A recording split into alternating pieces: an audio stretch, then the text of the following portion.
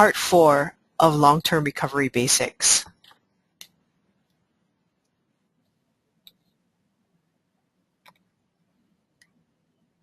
I will be discussing construction management, volunteer management, and wrapping things up with emotional and spiritual care.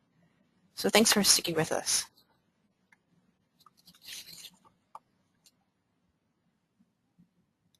I will cover some guidelines for construction management, starting with estimating. Throughout recovery, it is important to remember our purpose, and that is to return families to safe, secure, sanitary, and functional homes. With these 4 principles in mind, we focus on the heart or the core of what is most important, caring.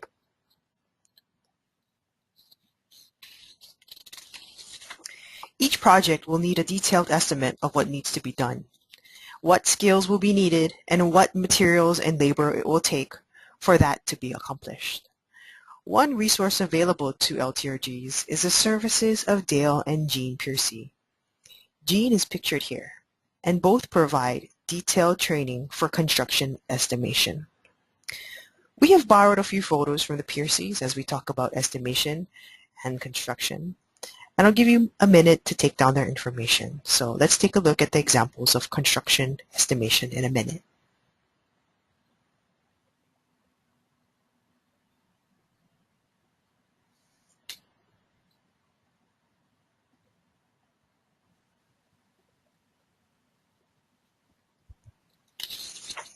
The damage to this home is minimal and could be assessed and estimated by a weekend warrior.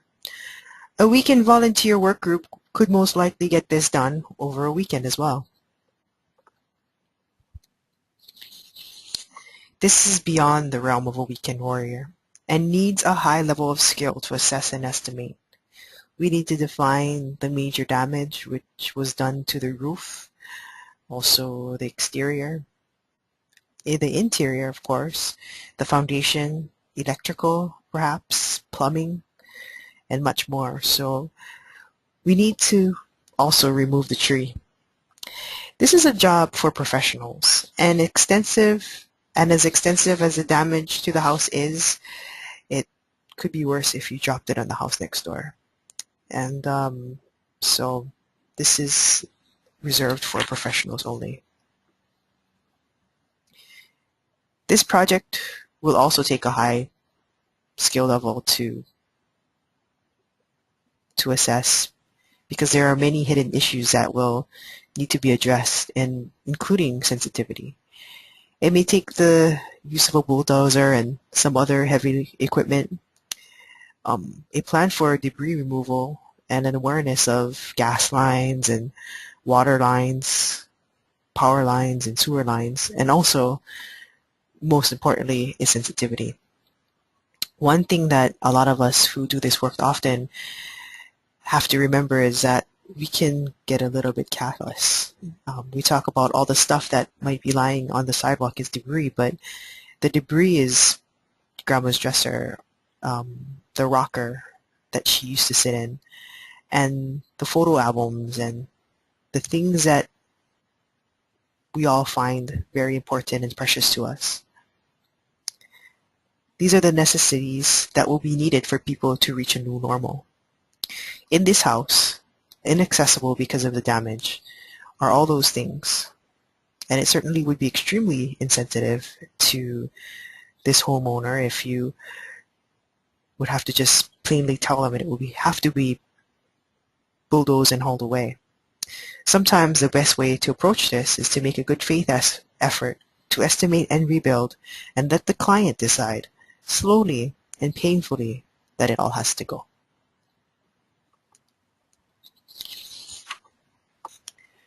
So after the estimate is done, the construction manager or other designated person on behalf of the LTRG will put together a flowchart of projects that lay out the various projects in a visible way. This flowchart will show where each project stands in the process. It also shows the time frame in which each will work, and then each component of the rebuilding and how it will be accomplished. Find a location that the volunteers and the entire LTRG has access to, and a volunteer reception center might be dubbed as a recovery operations center. So volunteers are familiar with the location and know where to go if so they can measure their progress along easily. The project board in this photo is one way to design a flow chart, but it can also be done on an Excel spreadsheet. And you can find a project planner program or other construction estimator program. Each will have its advantages, and you can discuss this with your LTRG to decide which is best for you. The LTRG is responsible for the work that it has done in its name, but is financed by the dollars that is given to it.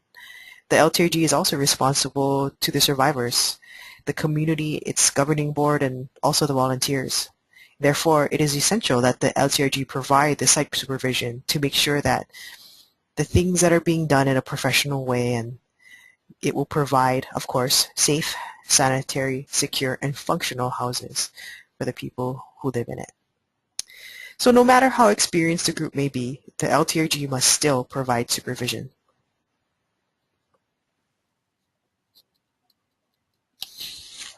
Many rebuilding projects will not be able to put it back like it was, unfortunately. New codes may have come into place, and since the house was built originally, there might be a lot of other new things that have came into law. One of the policies that the LTRG will need to put into place will be how much it will be willing to commit to upgrading houses that need to come into compliance with these codes. Be aware that there will be many projects that were more or less wrecks before the damage because of the deferred maintenance by the owner. So you can't just paint over or patch it up. You'll have to address structural issues that may increase the cost and the difficulty of a project. So remember the mantra: safe, sanitary, secure, and functional. And I will have you singing that by the end of this presentation. That's the standard to which we work.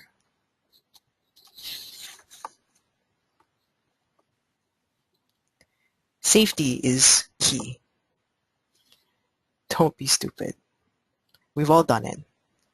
High work on a rickety ladder, or cleaned out church basements without protective equipment, spliced live wires, or tried to saw something on your bare knee. And I think we've all been stupid at least once. Maybe not only in long-term recovery. So don't forget basic safety rules. Just because you want to get the job done quickly, it doesn't mean you have to risk your life to do so.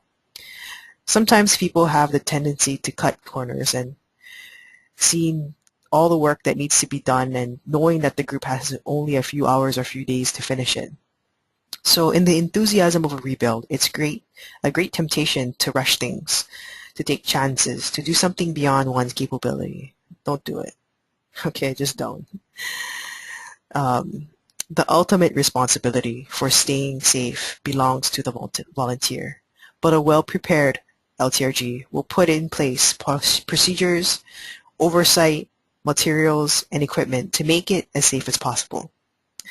A well-organized LTRG that provides adequate safety training can prevent a bad case of stupids. But of course, it's ultimately up to the volunteers. So stay safe out there. Another important issue in rebuilding is to consider mitigation. You might ask, what is mitigation? It's protecting a community after a disaster or a disaster. Sometimes that means removing the cause of a threat, but we can't stop tornadoes or hurricanes or floods from coming. We can only control how we prepare for them. We can do things that will reduce the effects of a natural disaster or have community shelters in place ready to take in the community during a threat of a disaster. So pictured here is a tornado shelter. In the scope of a community mitigation effort, it is relatively simple to install and has great potential to save lives. And aside from building structures like these, there are individual tornado shelters for one or two persons that can be anchored on top of the ground. So searching for what is best suited for your area, whether it's a hurricane or a tornado or sandbagging for a tsunami or flood-prone in flood-prone areas, preparation is key. And this is part of mitigation and also should be a part of your long-term recovery group. Inside households, it is a good idea to take special precautions from potential threats. Be sure to know that all the major threats for your area, what they are, and build accordingly. A good mitigation practice is to build a safe room, a room with extra reinforcements, and it can add a peace of mind in the event of disaster. Sometimes it's as simple as putting the hot water heater or furnace or air conditioner up out of high water's way, or placing hurricane clips on the roof as to add peace of mind. These are things that can be discussed with clients and case managers and construction managers for the LTRG.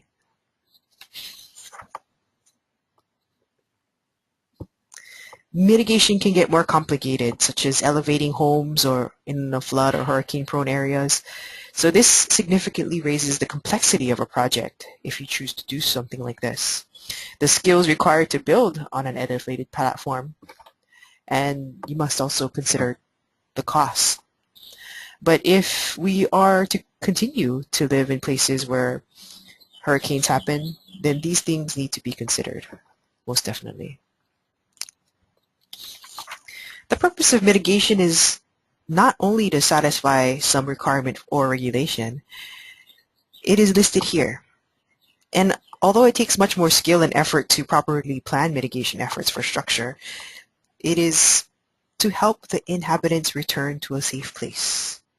Again, safe, sanitary, secure, and functional.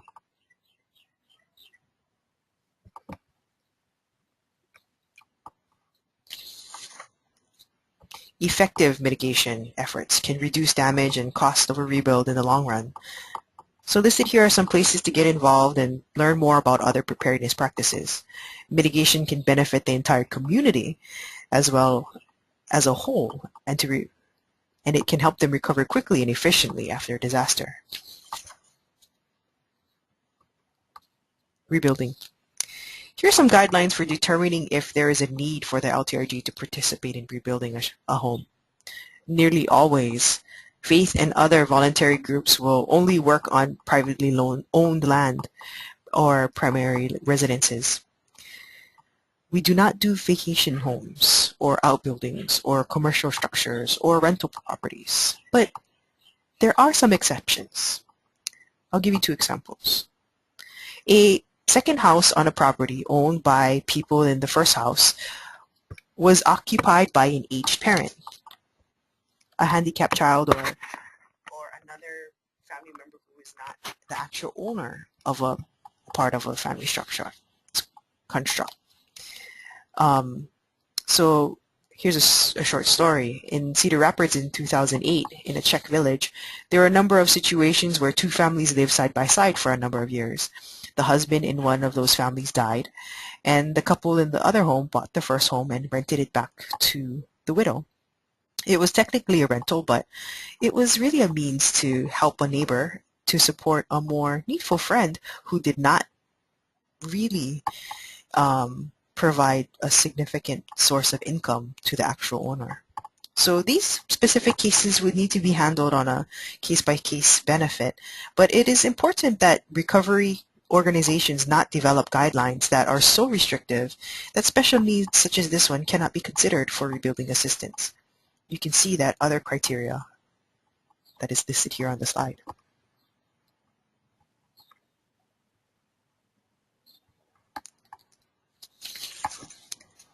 Always keep an eye on lowering vulnerability of the people in the community. The LTRG cannot achieve recovery for the community without considering how to build a more resilient community for the future. Remember the saying, the question is not of if a disaster will happen, but rather when and where it will happen. Factors to remember in the process are local zoning restrictions and building codes. Don't rebuild until you know for sure that these are not changing. In many cases, the survivor will end up with a slightly better structure than they had before, considering recent building codes.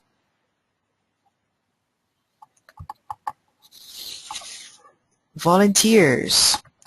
So now we will talk about how the work will be getting done. Where you can go to get that muscle power is in your own community. Here are just some ideas, but if you need special work done, don't be afraid to ask. There are many students that seek a rewarding experience through helping those in need, and listed here are a few examples on where to find them.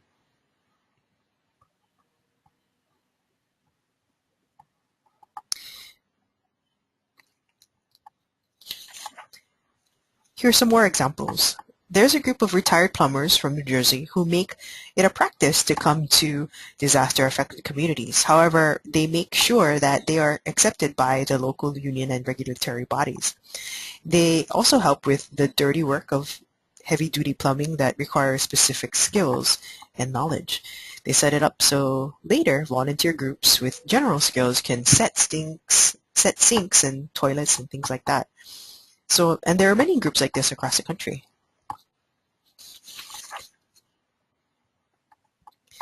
There are several branches of AmeriCorps, so take a look at all of them. Listed here is also a website for more information on where you can find volunteer hands. They are found in every state across the U.S.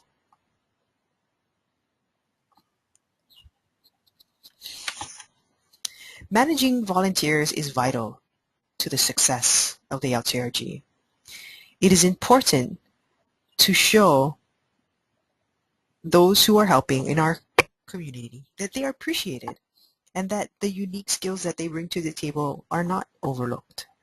I will be sharing some guidelines on how to best use the people that are gathering to help your community. As you know, it is important for the LTRG to establish and maintain a good reputation. Volunteers will have a better overall experience if the organization of the group is managed well. Volunteers are vital to the LTRG process. The reputation of the group reflects how the LTRG is managed. How well the group is organized will be apparent. Listed here are some things to consider for a positive group image. Remember that you're competing with other disasters across the country.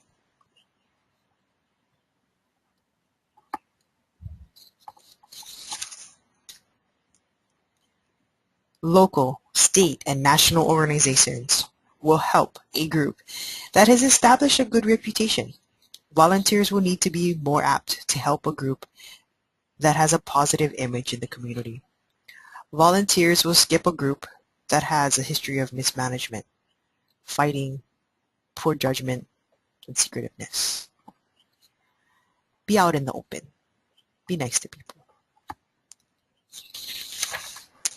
Of course, volunteers should be oriented on the work to be done. The neighborhood they will be working in and the families that they will be working with, and they will need an introduction to the work that they will be doing. Involving volunteers in the story of the disaster makes them partners in the rebuild, not just the workers. Orientation should include basic safety considerations as well, as we talked about. Are there hazards or security issues in the neighborhood? Where is a shelter for volunteers to retreat to in case there is a warning or of impending danger?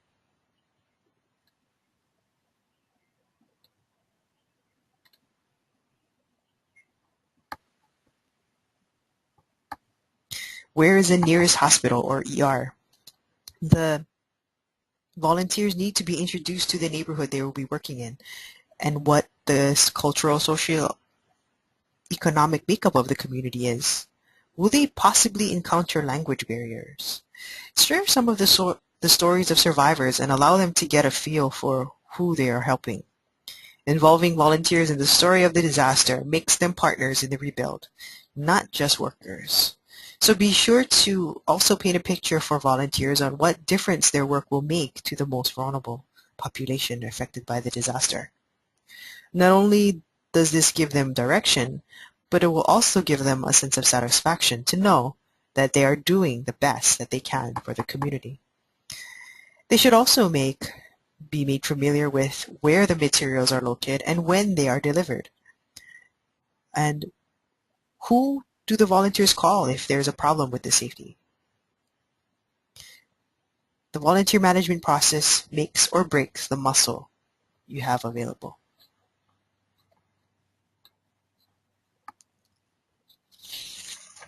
Developing job descriptions for what kind of volunteers are needed in the community will help funnel in the type of volunteers that you'll need the most. Large tasks are more manageable if broken down into smaller jobs with responsibility designated. You have to specify what you want and what you don't want. It is a good idea to build a volunteer list that can be stored and sorted by agency skills, location, and etc. You want to be sure to match the skills of a person with the task assigned.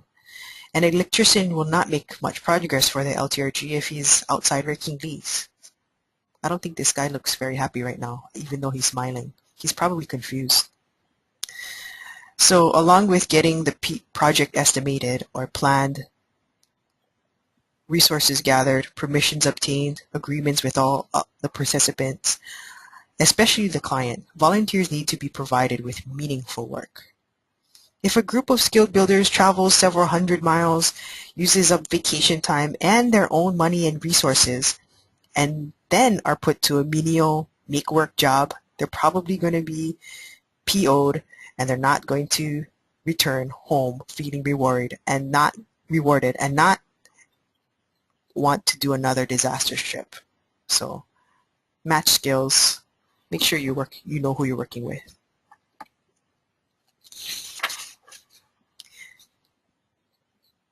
Volunteers need information, order and direction, and a clear sense of purpose.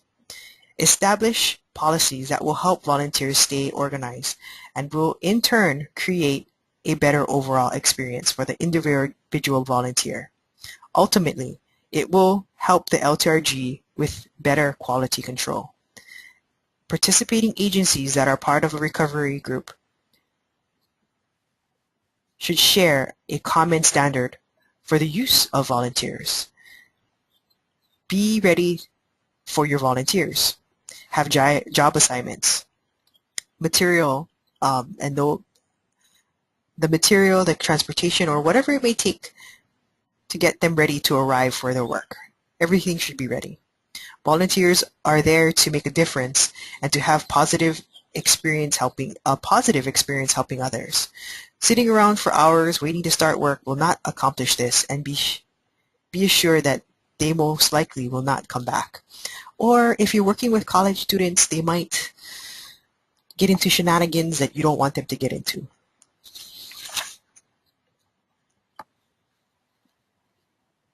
Training volunteers is an opportune time to create a sense of unity among the group.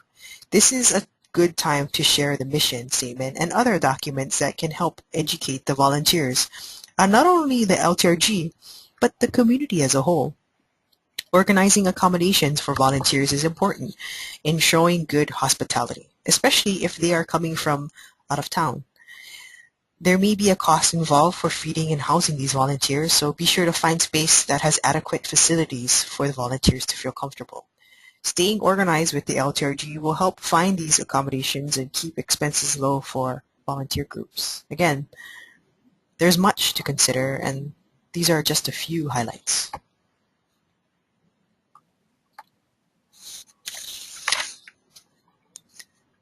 Routine meetings for volunteers to stay in touch with management is a good way to keep communication fresh. Some things that management may want to be aware of are any problems volunteers may have with accommodations or work materials or health and safety issues. Building a sense of rapport with the volunteers will help smooth out the work environment.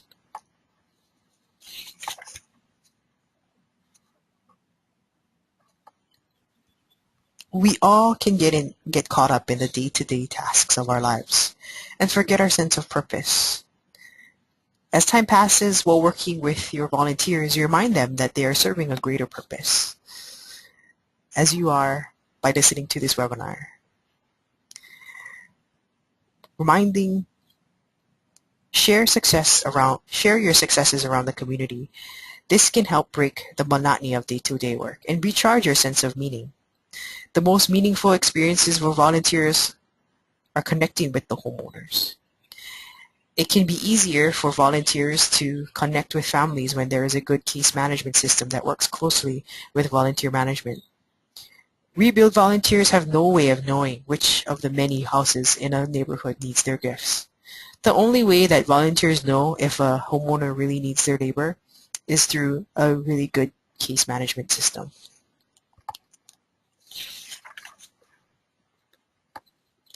Volunteer labor saves dollars and stretches resources.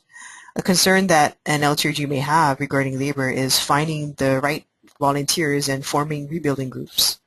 One of the issues will be scheduling and locating skilled laborers and new volunteers, and the DCM can work with the volunteer management committee to ensure that the workforce is appreciated throughout the process.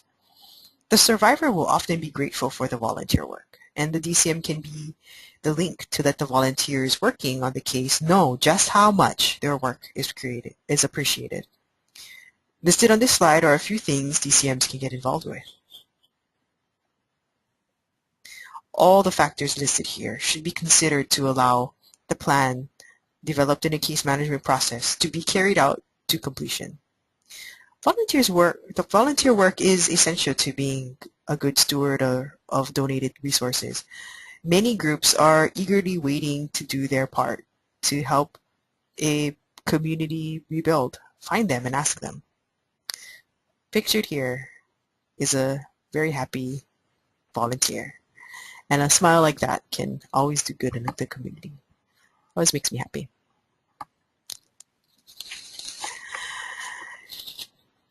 This is the final portion of the presentation.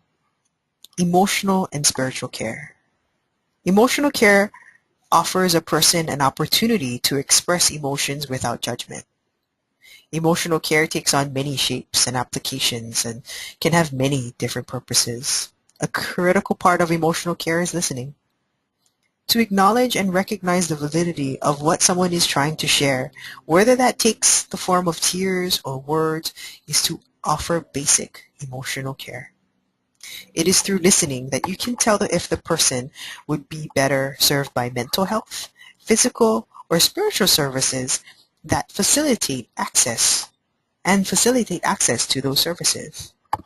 Spiritual care.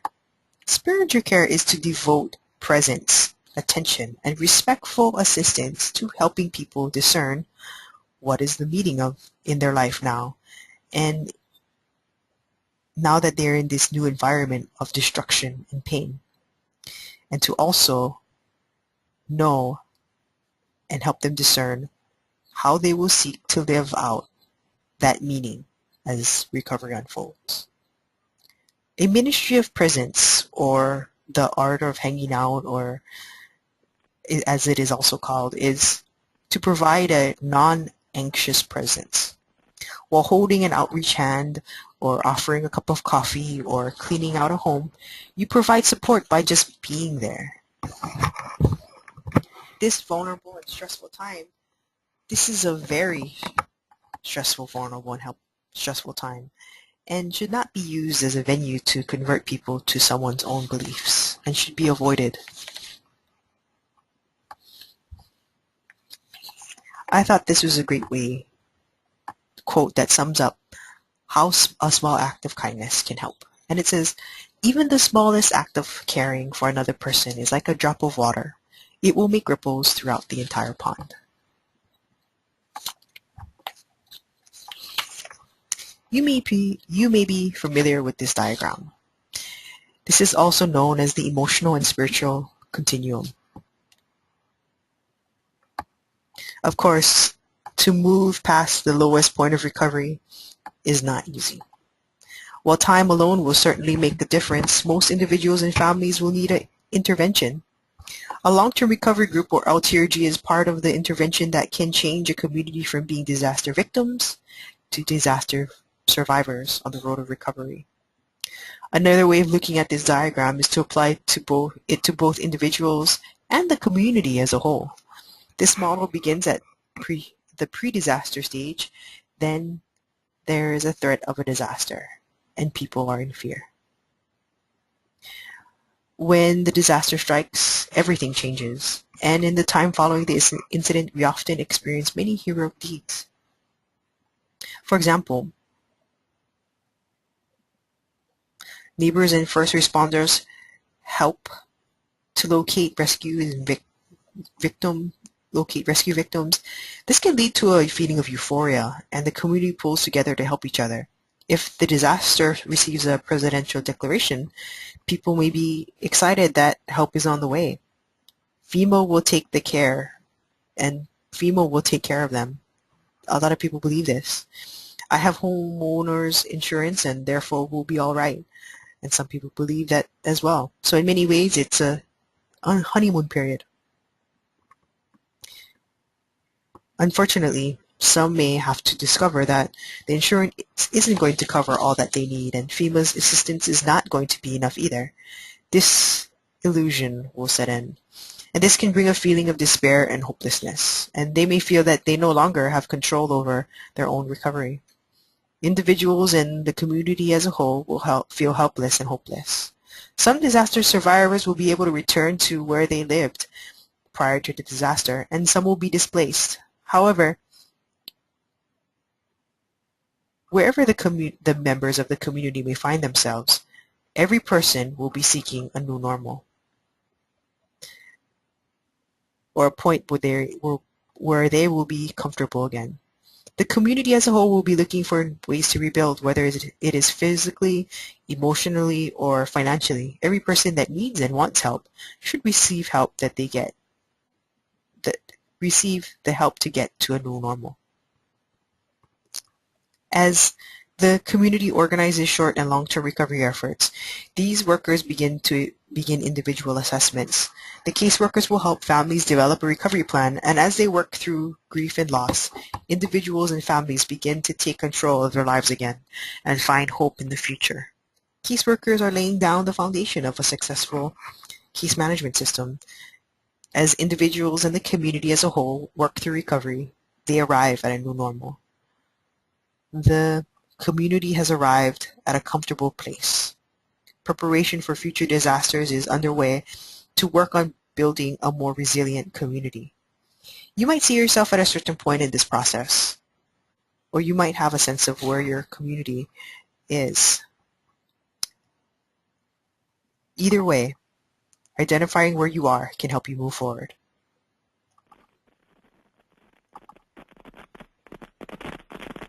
Next, I will go over what takes place in the days, the months, and perhaps the years as you work towards the community recovery.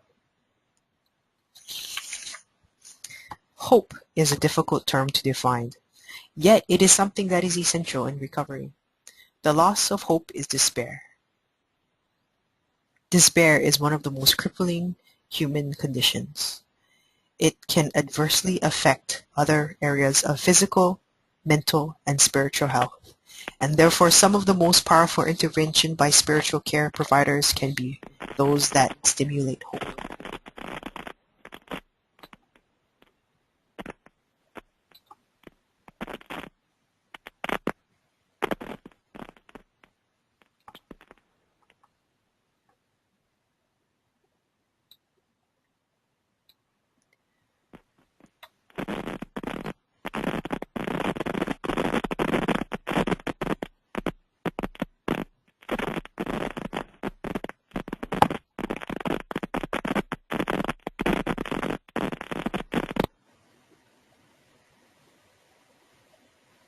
Okay.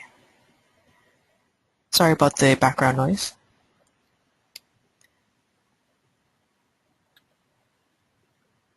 I'm not sure where that is coming from actually.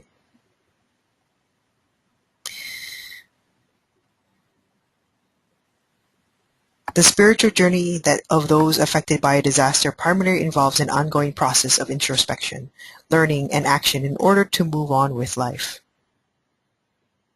Prepared spiritual care providers offering both emotional and spiritual care can help affected victims move forward. Listed here are only a few things that spiritual care providers can focus on to stimulate a renewing sense of hope within individuals and in the community. The community's history can stimulate pride and therefore encourage people to move forward. How has the community grown since the disaster? Sharing stories of enthusiasm and heroism and survival will help community cohesion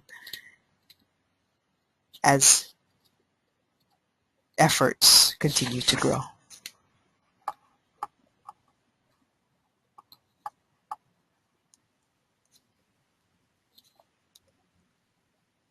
You can call on youth ministers, church volunteers, pastors, and community caregivers to help survivors' needs. One of the biggest challenges facing survivors might be called cognitive dissonance. Disasters call into question the belief systems we have relied on.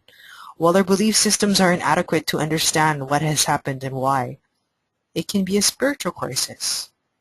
LTRG should not ignore the need for survivors to arrive at not only a new normal in their physical lives, but to regenerate their lives in a way that allows them to understand that what has happened is part of their life now, and they can help them understand how to make sense of it. A new normal means a new sense of well-being too.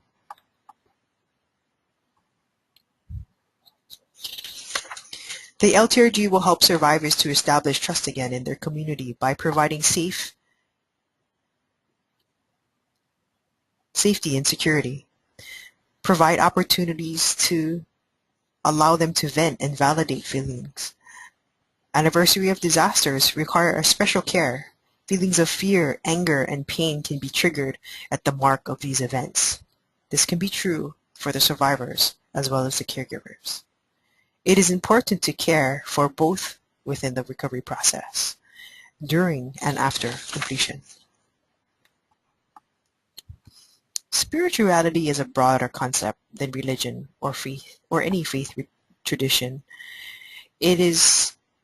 Many people choose a religion or faith tradition which provides a source of belonging and meaning and identity.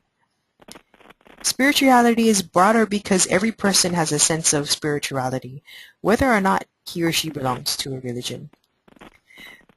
Spirituality has many meanings to people around the globe, but they share one theme, and it is to feel a sense of connectedness to a greater power.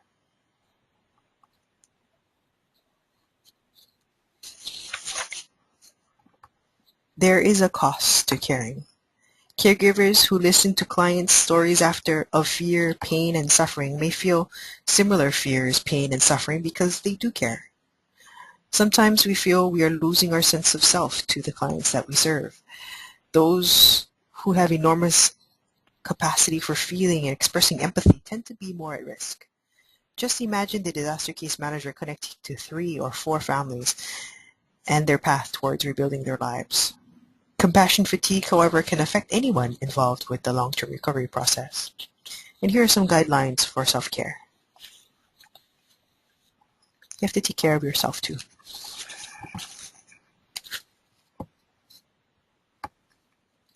This couple had their home destroyed and is now standing at the doorway to their newly built home. Their story is a perfect example of all parts of long-term recovery coming together to rebuild a home and their lives. When they moved back into their house, it wasn't a home yet.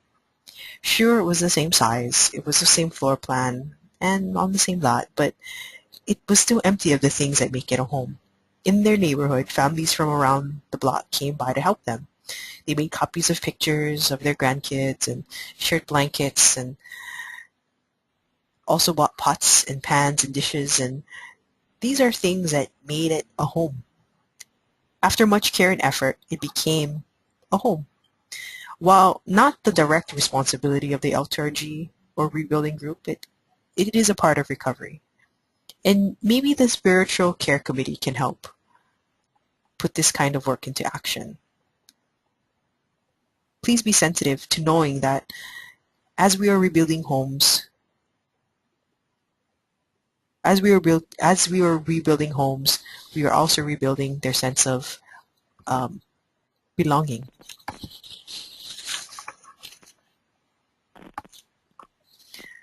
I want to share this quote by the late Maya Angelou, and I think it says it all. We ache for home. The ache for home lives in all of us. This safe place where we can go as we are, we can go as we are and not to be questioned. If you have any questions at this point, please type them in your control panel and we'll be getting to them shortly.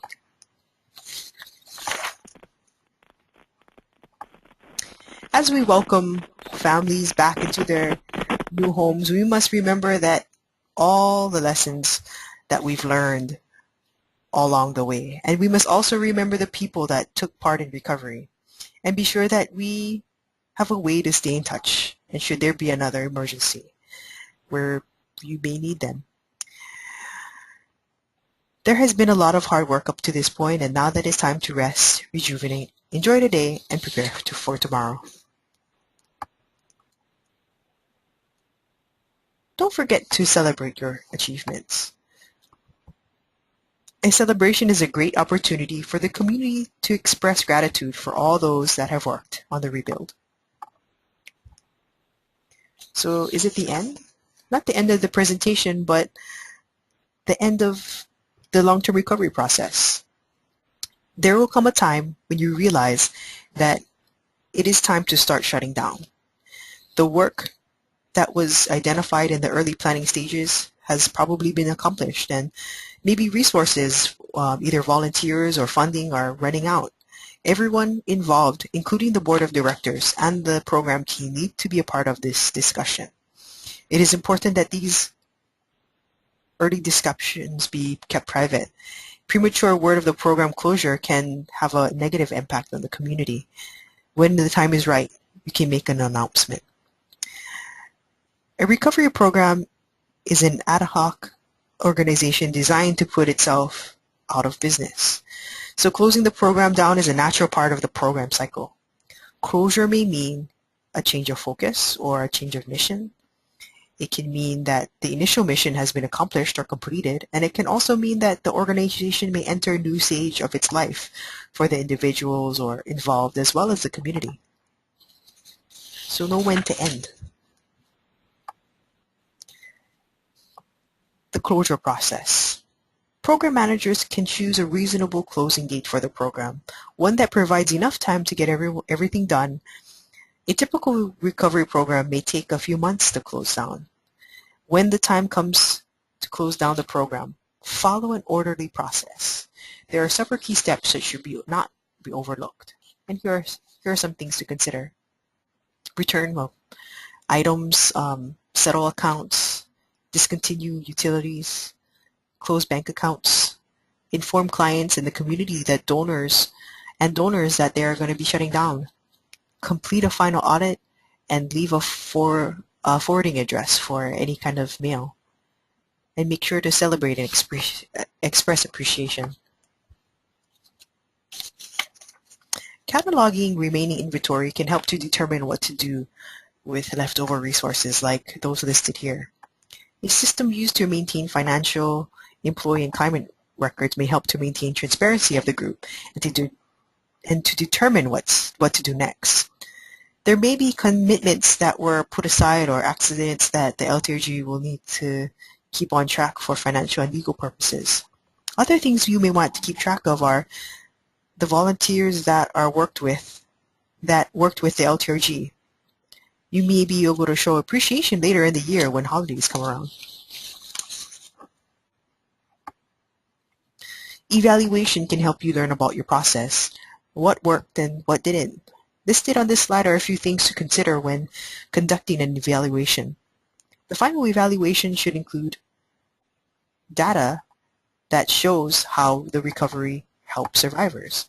This data should be reviewed in relation to the targets set in the program plan.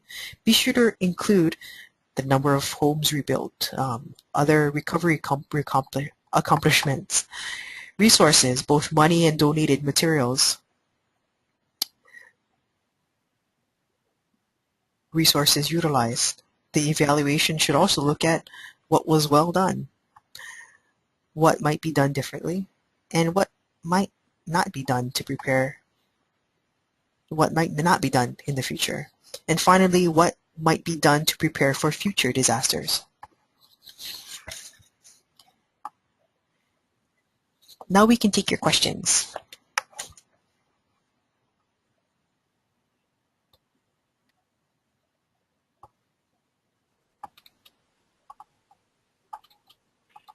Tara asks, and hello Tara, what is the proper thing to do with donated items that have not been used during the recovery?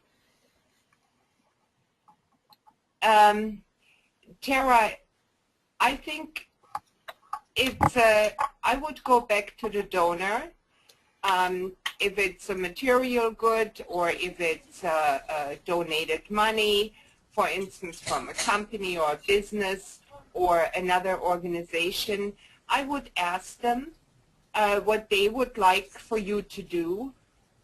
Sometimes they say, you know, keep it, and then if the long-term recovery can switch or organize into a VOAD, that would be beneficial because there will certainly be another disaster, or maybe there's a disaster in another county or so close by, and these items could be donated to the long-term recovery effort in that area. I know sometimes we have asked for, we had some money left, and the funder just said keep it. So we had to set aside for the next disaster. But I would initially, I would go back to, you know, unless you can't find that donor, if it was an individual or whatever, but I would go back to the donor and see what they would like to see you do with the donated items.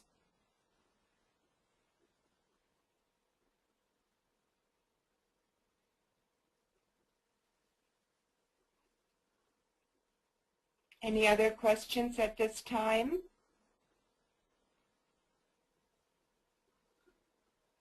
That's all, Kule. No other question.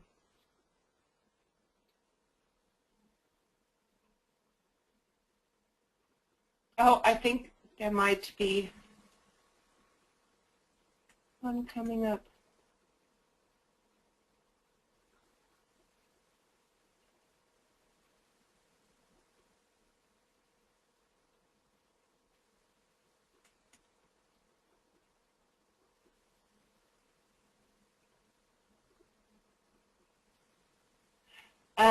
Elizabeth asked, can I have a redirect on Krent for beginning LTRG?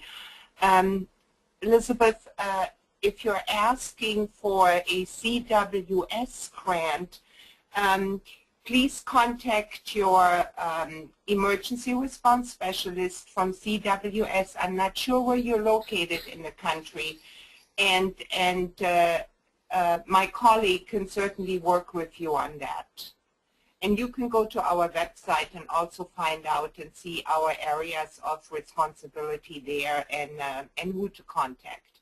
And I think Kule may have the contact information at the end of the presentation as well.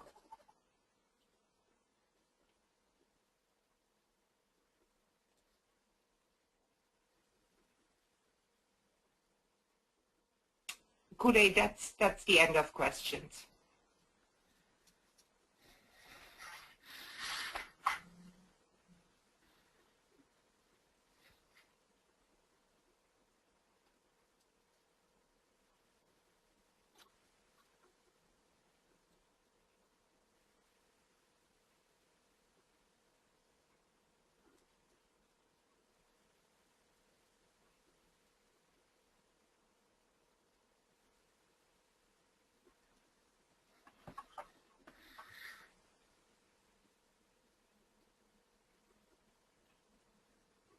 Okay, go ahead, Kunle.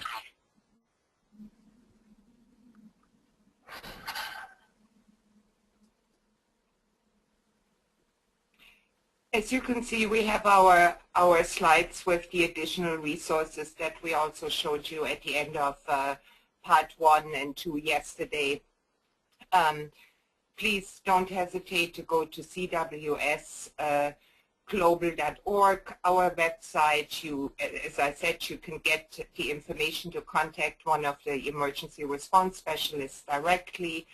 If you want to have more training material and information, you can go to Community Arise, especially for congregations or ministers, clergy that are interested in helping with disaster response or long-term recovery. There is great material on that site for you to review.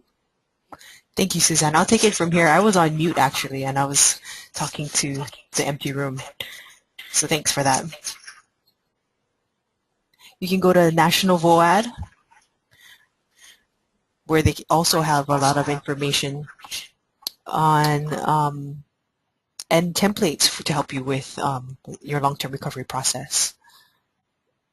You'll also find the long-term recovery manual, which was written by our former colleague Brian, or was assisted in helped in assisting in writing the manual as well. Our former colleague Brian Kursor. Another good resource from the Presbyterian Disaster Assistance is this book, Light Our Way, and there's the link to the PDF. Of course, FEMA is a good source. UMCOR, Lutheran Disaster Response, World Renew, Presbyterian Disaster Assistance. This is where you can also find a link to that book as well. The UCC, and the Church of the Brethren. And last but not least, the American Red Cross. I want to say a special thank you to Dale and Jean Piercy of Lutheran Disaster Response, who has provided us with a lot of our information in our LTR basic presentation, and Kathy Earle as well from UMCOR, Habitat for Humanity for